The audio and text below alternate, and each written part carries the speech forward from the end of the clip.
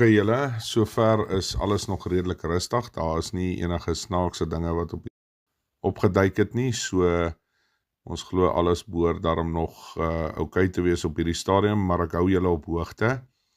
Ek gaan nou maar hierheen so 'n bietjie vroeër deurstuur, laat die mense net half gerustheid het, en laat hulle nie te bekommerd raak oor wat die uitleg en waaroor alles gaan op die einde van die dag nie, maar ja, daar is oproer hier en daar, wat ek nou al gesien het, maar niks wat is om oor huis toe te skryf, as mense dit so kan stel nie.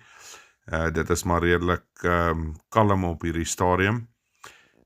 Daar is maar 'n bietjie opbou orals hier en daar, maar soos ek sê, niks om nou al bekommerd te raak oor nie. Ek weet daar is plekke soos Soweto waarna hulle kyk, waar hulle graag wil mee begin ensovoorts, maar ek dink mens sal maar ons sal ons oog op ons oor op die grond hou, en ons sal julle op hoogte hou as daar iets gebeur van formaat of wat regtig 'n groot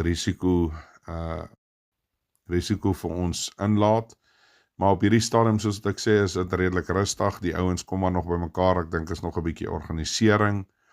En van daar af sal 'n mens dit nou maar vat en kyk hoe werk hulle dinge uit en wat gaan hulle doen en wat is hulle beplanning in die situasie self.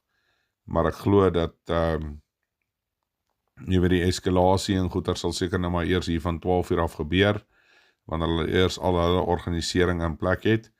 Ek weet daar was plekke waar hulle al van die plekke wou geloot het, maar daar het nie veel daarvan gekom nie, want baie van hierdie winkels is nou al toegemaak, en die ouens het ook al hulle goed verwyder uit die winkels uit. So, hou maar jou, luister maar vir die boodskapies, ons julle laat weet, vir alles hulle routes en sulke goedjies toemaak.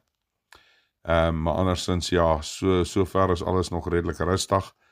Daar is nog nie 'n bekommernis, glo ek, wat van waarde is nie. So ek glo, soos ek sê, hier van na 12 uur af sal ek julle definitief laat weet. Ek dink die volgende een sal net so na 12 wees, net weer 'n opdatering om julle te laat weet wat gebeure.